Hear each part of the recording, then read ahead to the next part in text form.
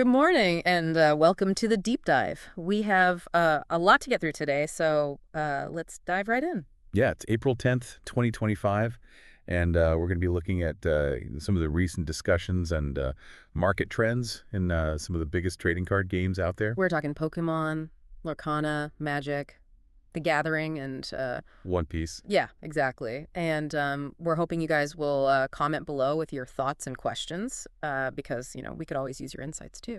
Yeah, absolutely. So let's jump right into it, huh? Yeah, let's start with Pokemon. All right. So, there's these platforms like Pokédata, right? Yeah. Have you ever used Pokédata? Yeah, definitely. I mean, Pokédata is great for anyone who's like, hey, I want to know what this Pokemon card is worth. Yeah. It's the best place to go for that. And it kind of leads into a good discussion about the Pokemon market as a whole.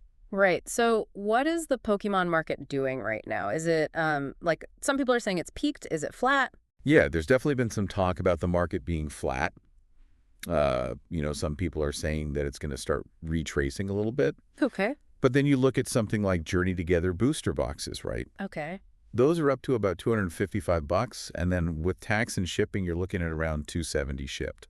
Wow. So that's a pretty tenny. So it's interesting to think about, is the market truly flat, or is it just sort of shifting? Right. So Journey Together is an outlier right now. It seems to be, yeah. Okay. So it seems like the Scarlet and Violet era boxes are like kind of settling around that like $200 mark. Would you say it's fair? Yeah, I think that's a pretty reasonable assessment. You've got your base set boxes. Those are around $190, $195.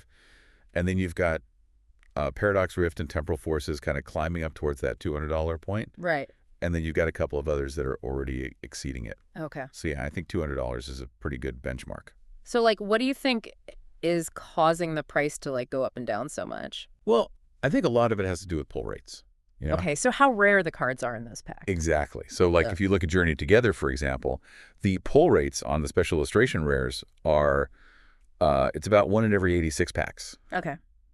And if you want a specific SIR, you're looking at 1 in 518 packs. Wow. So when you've got pull rates like that, it's going to create some hype. Right. Right? And people are going to be willing to pay a premium. Right. And then, as people start completing their sets and more of those cards hit the market, you might see a little bit of a price correction.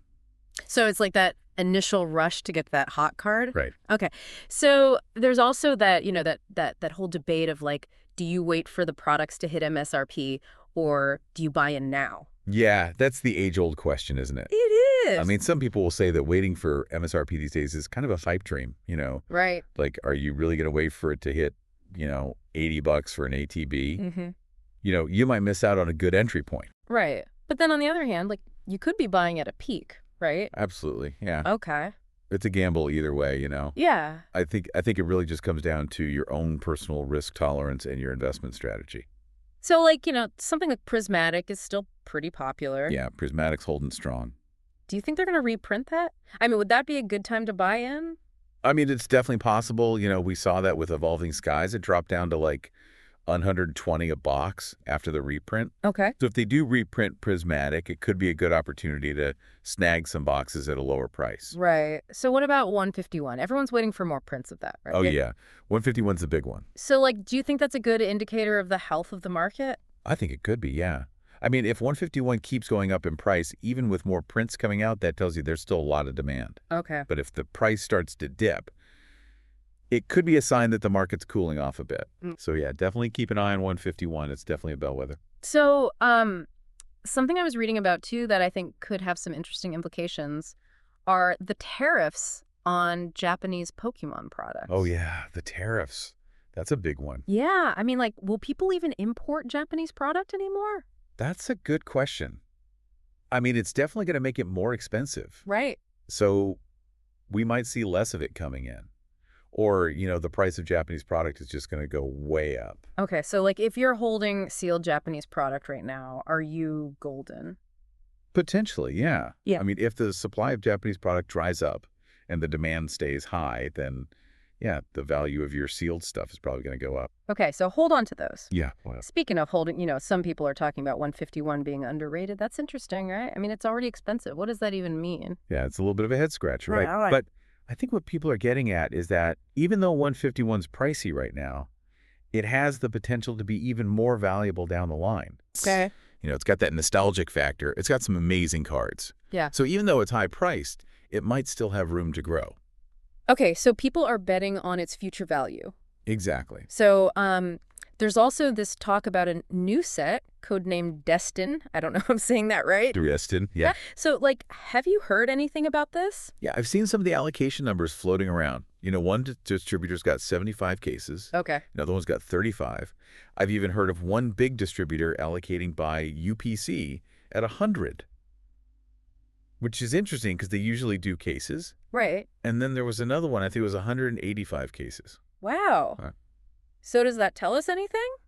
I mean, it gives us a little bit of insight into the initial supply, right? Okay. So if those allocations are small, it could mean that the print run's going to be limited, and that could drive up prices. Okay. But if those allocations are big, it could mean that Destin's going to be pretty readily available at launch. Okay, so we just have to wait and see how it shakes out. Exactly. Wait and see. So there's this kind of crazy idea I've been hearing about, streamers selling Pokemon product on live platforms. Oh, yeah, I've heard about that. Yeah, so what do you think about that? Is that a good way to combat scalping?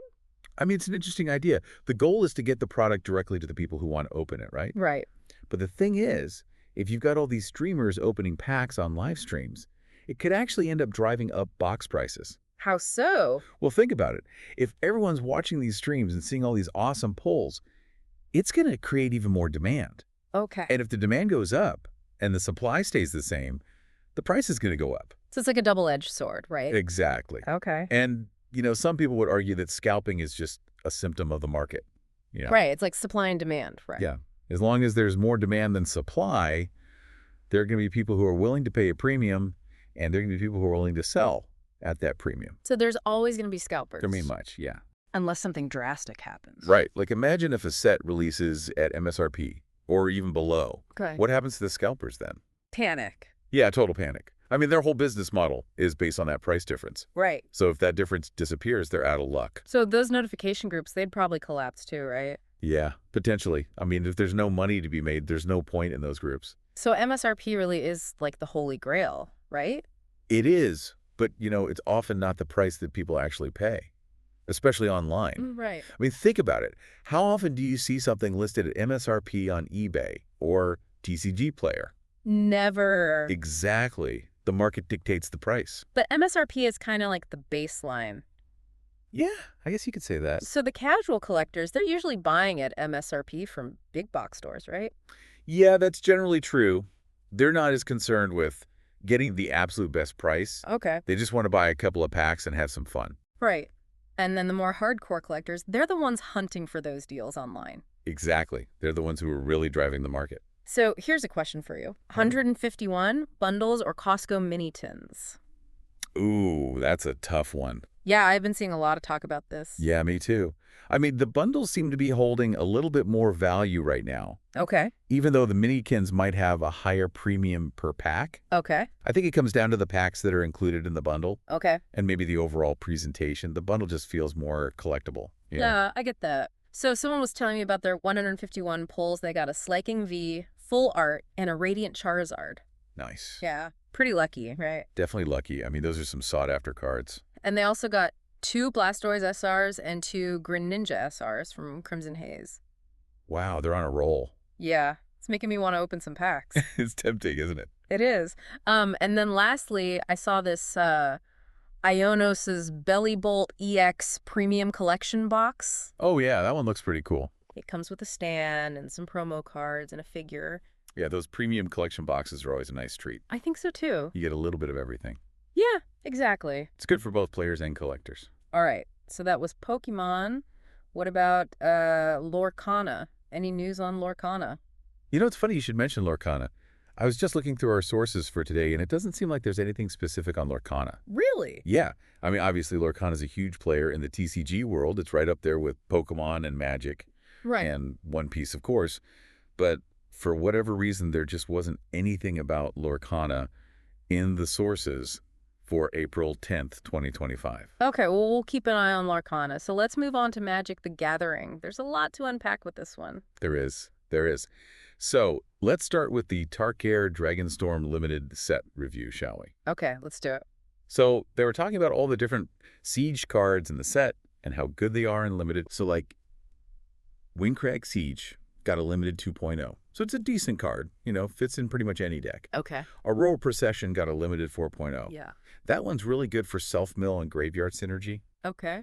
especially in Teamer and Sultai colors. So green, blue, red and green, blue, black. Yeah, exactly. Okay. And then there's this Mobilize mechanic. Have you heard about Mobilize? I have, yeah. So creatures with Mobilize create 2 11 red warrior tokens when they attack. Okay. But the tokens are tapped and attacking, and they die at the end of the turn. Unless there's some other effect. Right, unless there's some other effect that says otherwise. Okay. So it's a pretty aggressive mechanic. Yeah. It encourages you to attack. Right. And there's Glacierwood Siege. That one got a limited 4.0 as well. It's fantastic in long games. Okay. It gives you card draw and life drain. Yeah. So, if you're playing a control deck, that's a pretty good card to have. Okay. And then Thunder of Unity got a 4.0 too. It's good for amassing a board presence, Okay. especially with the Mobilize mechanic. All right. And then Teamer Battlecrier got a 4.0 as well. That's a solid 3-drop. Okay. It makes your spells cheaper. Okay. So you're playing Teamer, you definitely want that card in your deck. Okay. And then there's Eshki, Dragon's Fire. That one got a 4.0 too. It's tough to remove, and it progressively makes your opponent's life worse. Okay. So, it's not the flashiest card, but it's definitely effective. So it's kind of a slow burn. Yeah, exactly. All right. And then we've got Reputable Merchant. That one's a 2.5. It's decent in Orzhov and Golgari, but nothing too special. Okay. And then Riverwheel Sweep got a 3.5. It can be a 5 or 6 mana spell, and it has a pretty powerful effect. Okay. So Teamer might want to play that one. Okay. And then the big one, Dragonstorm. That one got a 4.5. Wow. Yeah, it's a very powerful spell, and it often just wins the game on the spot. Okay. It's expensive, but it's worth it. Right. And it's splashable in Teamer. So if you can get the mana, it's pretty much game over. Pretty much, yeah. Okay. So what about mana fixing? What's good for mana fixing in this set? Well, the uncommon Tri-lands are the best fixing in the set. They got a 4.0, Okay. Swiftwater Cliffs, and Dismal Backwater. Okay. And Swiftwater Cliffs is actually pretty good in its own right. It can be a finisher in Mardu control. Oh, wow. Okay. So that one got a 3.0. So just the lands themselves are really impactful in this set. Yeah, the mana fixing is really important in the Skarmat. Okay. So we talked about the cards in the set, but what about actual gameplay? What did you see in the sources? Well, there was a lot of talk about the Mobilize mechanic, of course. Right. People were creating those warrior tokens, attacking with them, and then watching them die at the end of the turn. Right. Unless they had some way to keep them around. Okay. And there was this one play where someone used Invigorate to cast a couple of spells for free. Okay. They exiled the top 2 cards of their library, and they both cost 2 or less, so they got to cast them for free. That's pretty lucky. It is, yeah. And they were playing lands like Scrubland. Yeah, the dual lands are really important in this format, They help you cast your spells on time. Right. And there was this other play where someone had a Mardu Woe Reaper, Okay. and they exiled a land of war, so they gained a life. Okay. And then they attacked with the Woe Reaper and created a couple of warrior tokens. So they got some extra value out of that? Yeah, exactly. Right. And then there was someone who cast Extravagant Replication. Oh, wow. That's a big spell. It is, yeah. It can really swing the game in your favor, Okay. especially if you got some good creatures to copy. Right. And then there was a play where someone used a spell to make their creature unblockable. Okay. So they were able to get through for some damage. Classic magic. Yeah, it's a tried and true strategy. Right. And then there was this really interesting situation where a player was kind of bullied into not attacking with their Archangel. Bullied? How so? Well, their opponent was representing a lot of removal spells, Okay. So the player with the Archangel was afraid to attack in case their creature got destroyed. And then they ended up not casting Inspiring Call either Oh. because they were worried about what their opponent might have. So it was like a mind game. Yeah, it was pretty cool. So, Magic has always had those really iconic red mythic rares. Oh, yeah, definitely. Like what comes to mind when you think of red mythic rares? Dragons, right? Or big damage spells. Exactly. Like Inferno Titan. I haven't seen that card in a while. Yeah, Inferno Titan was a big deal back in the day. Right. But it's not really played anymore, is it? Not so much in the faster formats now. Oh, okay. Like, Modern is just too fast for Inferno Titan these days. Right. But it's still a great card. Oh, okay. And there are plenty of other strong red mythic rares out there, like Ragavan, Nimble Pilfer. Oh, yeah, that card's everywhere. It is, yeah. It's played on Modern, Legacy, Vintage. It's pretty much banned in every other format. Yeah, pretty much. Okay, so Ragavan's the real deal. Definitely. What about Murktide Regent? That card's pretty good too, right? Yeah, Murktide Regent is a house in Modern. It's a big, evasive threat that just keeps getting bigger. Okay. And then there's Arclight Phoenix. Oh, yeah, that card's been making a comeback. It has, yeah.